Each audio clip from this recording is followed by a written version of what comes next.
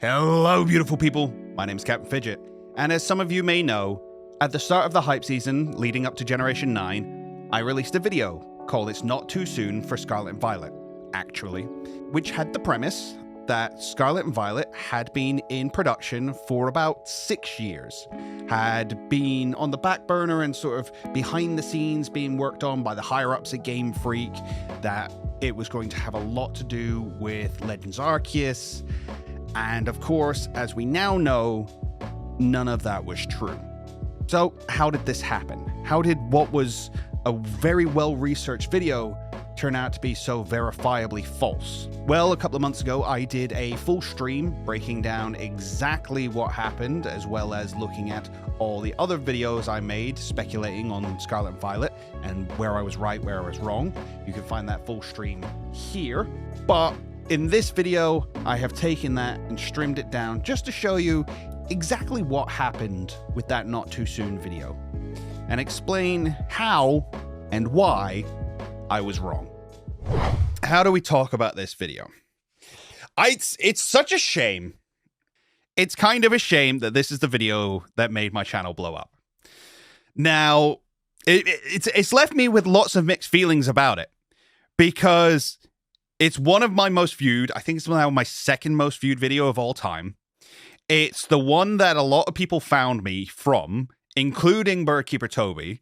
So I have to thank this video for directly leading to me creating a brand new friendship and collaborating with one of the people I've looked up to for the last 6 years. And yet, it is almost it's verifiably false. The conclusion I come to is inaccurate. It's just not true. The game was not in production for 6 years. We actually have confirmed that Scarlet and Violet went into production in late 2018, early 2019. So 3 years. It was in production for 3 years. There are elements that are spoken about where I talk about how GameFreak work, how they break down into 2 different teams and how they work on the Gear project and stuff like that. All of that is true. All of that is very, very good research. And I will state, you can find underneath a host of resources that I use for this video because I really, really did make all the effort to get this right. The problem is I researched a topic after having already decided what the solution was going to be. So I came at this problem thinking there was no way Scarlet and Violet could have only been in production for... I knew it couldn't have been in production for 1 year. I knew it wasn't a case of Legends Arceus came out and then they started working on Scarlet Violet. I knew that couldn't be the case. And I thought to myself, for them to pull this off successfully, given what they've given us previously, they must have started working on this for much longer. So they must have started working on this probably before Sword and Shield. Now, in hindsight, I know that's a really bad way to approach a topic. You should never, ever decide on your conclusion before you do the research, because what you'll find is all the research that you do will just lead you in the direction you want it to go in. It's called confirmation bias. You only look at the research and you only look at the evidence that backs up what you already think. It's not a way I should do videos in the future, and I have learned a lot from this video. Yeah, let's go over it. Let's go over the video. I think we might be about to see the culmination of 6 years worth of work from GameFreak's most senior design team come to light. And it's going to have a lot more in common with Legends Arceus than we may have initially believed. Nope. Completely false. It had almost nothing to do with Legends Arceus. In fact, it came out that the 2 teams, one of them worked on Scarlet and Violet, one of them worked on Legends Arceus, and they barely had anything to do with each other. They barely shared anything. Wishful thinking, unfortunately. Wishful thinking led me down the wrong path here.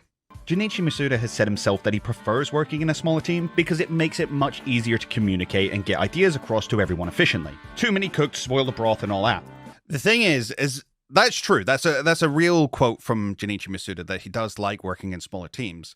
However, not even Scarlet and Violet, Sword and Shield had technically one of the biggest teams ever working on a Pokemon game because of the outsourcing. There was almost, I think, over 1,000 people who worked on Sword and Shield.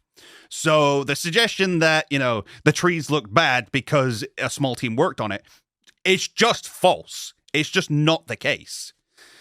Lots of people worked on Sword and Shield, and it still didn't excite a lot of fans. It still looked graphically flawed and wasn't quite up to date, really. Not an inaccurate statement that Junichi Masuda likes working in small teams, but it's not relevant because they don't work in small teams anymore. And lest we forget, Junichi Masuda is a man who helped build Pokemon Red and Green with a team only of around 20 people. The guy knows a thing or two about getting results out of a small team. Of course, the problem is that Red and Green were programmed on a 2 megabyte cartridge, about the same size as a modern day selfie. That, and the game took the team 6 years to produce, nearly bankrupting the company in the process. Yeah, relating these two production cycles is not really relevant and shouldn't have been used for this argument, because the production of Red and Green were unlike anything GameFreak has ever done before or since. It's a real standout as far as the company is concerned, and shouldn't be pointed at as, oh look, this was like this then, therefore this could be like this now. Really bad argument on my point. Gear Project has helped me become more creative. I've now seen the whole process of creation all the way to marketing and selling the game to players. I can now bring that know-how back to the Pokemon team and try to create something different for Pokemon. Now, one thing I'll bring up here, although yes, the Gear Project is a thing, and yes, it allows creators to work on something else, and it allows a small subsection of the company to come together and focus on this game, and they do work on them alongside other games. All of that is true. However, a lot of the resources I used for this are from an interview that is problematic in and of itself. That's where we get the information that there are two teams at Game Freak. But it suggested that Team 1 is Gear Project and Team 2 is Pokemon, and more resources and more people work on the Gear Project and less people work on Pokemon, which has been completely thrown out by Game Freak since then, of being that's either somebody spoke incorrectly or it was misquoted. So that's that, or it was mistranslated. So the interview that I pull a lot of this stuff from about the Gear Project is a problematic interview in and of itself. I don't think any of that really matters because I'm just using it as a point of, hey, look, people at Game Freak can work on multiple projects at once. Maybe they were working on Scarlet and Violet as well as Sword and Shield. Not really a valid argument, especially seeing as what I'm trying to suggest is that the higher ups at Game Freak are working on pre-production and building the engine and stuff for Scarlet and Violet, and what I thought was also going in Legends Arceus. I thought they were built off the same engine and stuff like that, which is where I was wrong to begin with anyway. The catching mechanics and things don't follow over into Scarlet and Violet. So yeah, there's a lot of leaps in logic here that I'm not necessarily proud of. And by not necessarily, I mean I'm really not proud of. So, what's any of this got to do with Pokemon Scarlet and Violet? Well, this is where we step into the realms of speculation. You see, so up till this point, it has all been factual information that you can read for yourself in the interviews linked below. I do try and make it very, very clear that what happens from here on out is purely my wild hypothesis on how Scarlet and Violet could possibly be coming out in the same year as Legends Arceus, based on the interviews and stuff I presented. I do try to point out, this is no longer factual. This is what I'm saying cannot be taken purely accurate and 100% true. This is just what I think's going on. I tried to cover myself. Obviously, the way I put it at the end, I turn around and say, I don't see any other way this could possibly occur. And that led people to take it as well, either I'm right or nothing. No, I'm right, which is where I fell down a little bit. Not long after the release of Sun and Moon in 2016, rumors began to circulate of a sequel game being brought to the Switch, codenamed Pokemon Stars. Yeah, I don't know why I bring up Stars here, because there's no evidence of Stars ever existing. Like, I talk about an article where somebody claims to have seen a thing that never materialized and go, well, he must have seen something. No, he doesn't have to have seen anything. I don't know why I bring up Pokemon Stars. We also know this to be true thanks to an interview with Junichi Masuda himself in July of 2018, who stated that Let's Go Pikachu and Eevee had been in production for 2 years at that point. Not to mention that this was also not the mainline Switch title announced the year previously at E3 in 2017. That turned out to be Sword and Shield, so it would appear that both the Let's Go and Gen 8 games went into production shortly after the release of Sun and Moon. And yet somehow I assume that they're also working on Scarlet and Violet in the background, which will also become Legends Arceus. So, in my mind, and according to this video, GameFreak are working on 4 games at once. I wrote this. There are certainly plenty of other mechanics that would be difficult to change, I'd guess. But if we as developers don't actively confront those kinds of challenges, the series' gameplay would become fixed and stale, wouldn't it? So to prevent that staleness, I'd like to keep proposing new ways of play without any reservations. So we're talking about confirmation bias. I'm pretty sure this is from the same interview where Junichi Masuda also says, I don't think Pokemon will ever go open world. So, that's what we're talking about when we're saying, like, it wasn't intentional. It wasn't a case of I went out to mislead people. I just had an idea in my head and wanted to find evidence for it. And I went and found evidence for it, despite everything else. Which, again, is not a good way to approach video essays and is something I have learned from and will not be doing again. But I just want to explain where this conclusion came from. Iwao says that one of the most important themes during the development of Sword and Shield was the generational shift among staff. He gave higher positions to the younger staff members who had the ability and motivation to take on the responsibility, which gave them opportunities to grow and learn. So, although true, suggesting that a junior team built Sword and Shield is just not right. Like, loads of old names are on Sword and Shield's credits. Like, it's just not true. It wasn't a junior team. That's a falsehood. Meanwhile, the higher-ups in the company could focus on this new aspiration. Unfortunately for them, Pokemon Go was a huge success. I also love this assumption I come out with that, like, nobody at Game Freak wanted to make Let's Go Pikachu and Eevee, and it was only because Pokemon Go was successful that they had to make it. Like, I don't know where I got this idea from. This was my own biases showing through. I'm just like, yeah, no one would possibly want to make Let's Go Eevee and Pikachu. They must have had to, so they just rushed out a game based on Kanto. Garbage take. As such, I think Game Freak were not forced, but perhaps strongly encouraged to make a game that capitalized on that success. Even if that's true, what a horrible thing to speculate on. Not proud of that. Not proud of that in the slightest. Pokemon Let's Go Pikachu and Pokemon Let's Go Eevee were our first full Pokemon game projects that we developed on the Nintendo Switch.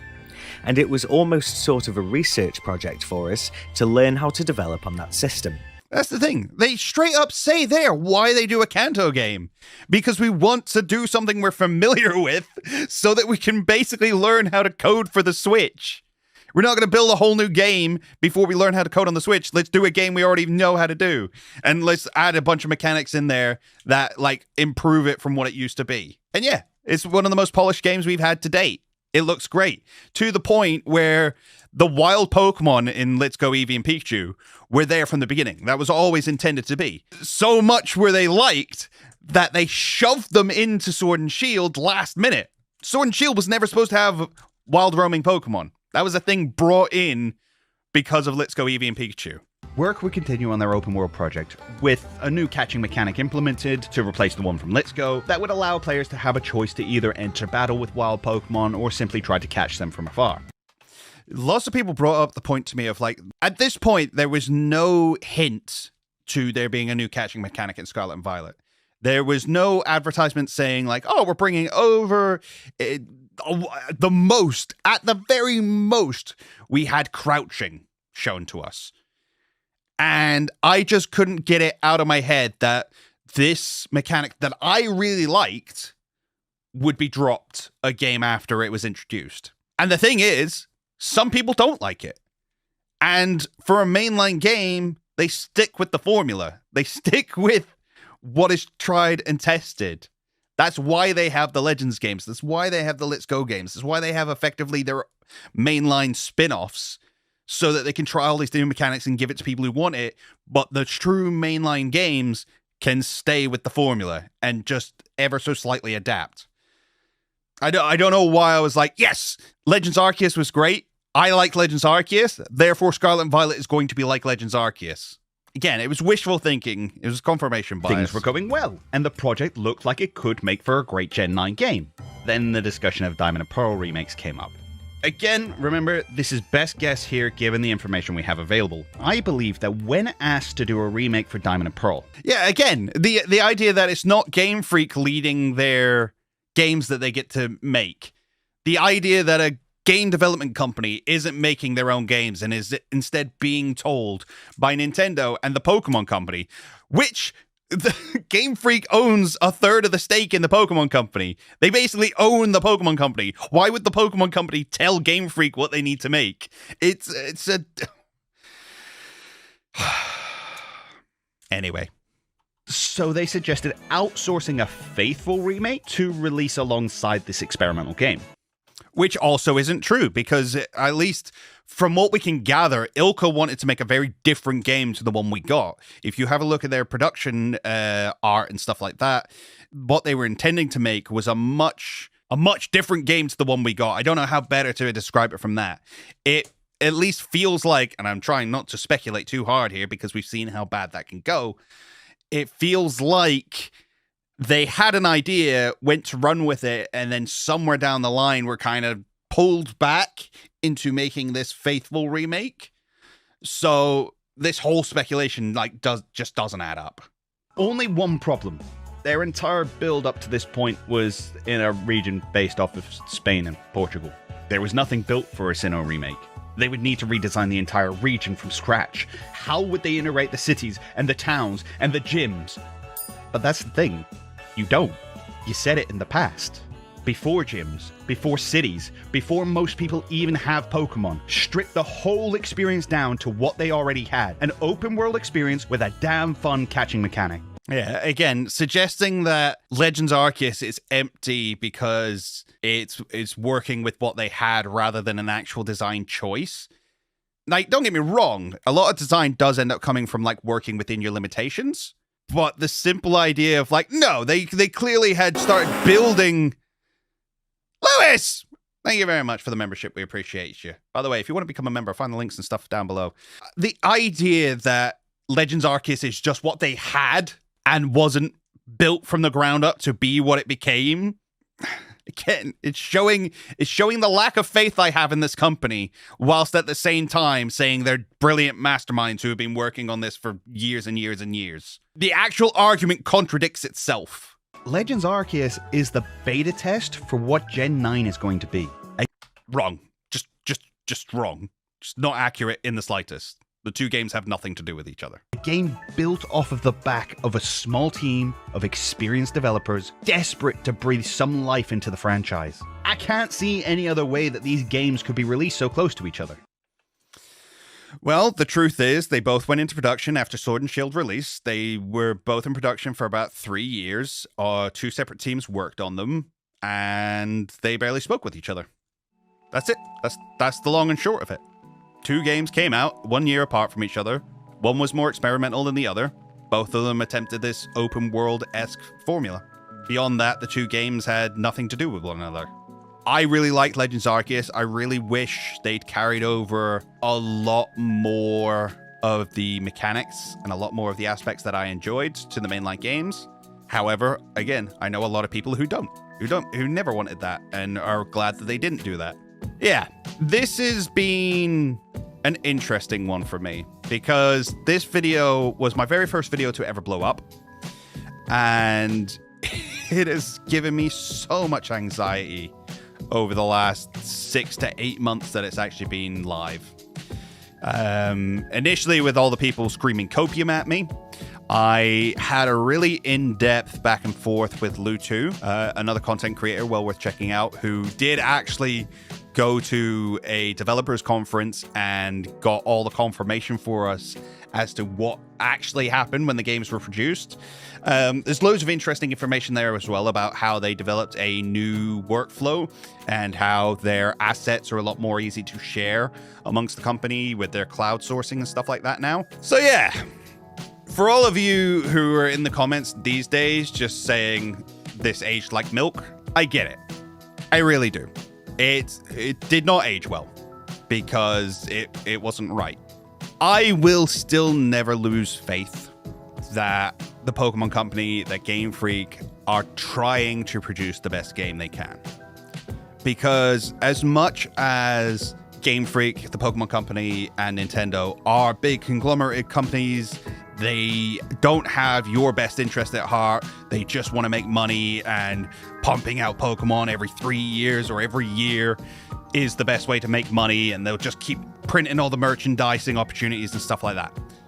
That's all true. But there are still people who work at these companies. At this point, there are people working at these companies who grew up with Pokemon, who love this franchise, who want to see it progress and want to see it do well. And those people will go above and beyond to make the games as good as they possibly can. There are clearly still flaws in the system somewhere.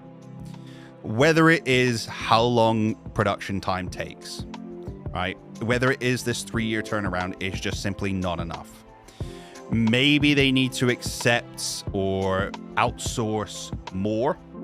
We know that they're outsourcing the Pokemon models, which, let's face facts, Scarlet and Violet has some of the most gorgeous Pokemon models and textures that we've ever seen in a Pokemon game.